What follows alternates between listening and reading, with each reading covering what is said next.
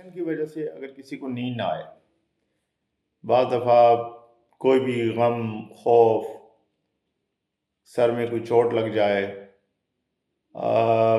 या किसी भी वजह से मरीज़ जो है वो परेशान होता है और उसे नींद नहीं आती।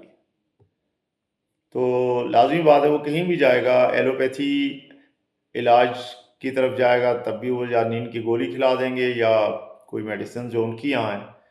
होम्योपैथी में इसका एक बड़ा कामयाब इलाज है कि 3 दवाइयों का एक कॉम्बिनेशन है, कालीफोज, नेट्रम सल्फ और मैग्नीशियम फोज। इन तीनों को 3x या 6x में लेके इस्तेमाल किया जाए दिन में 3 से 4 दफ़ा, और ये 6 हफ्ते से 3 महीने तक का इलाज है।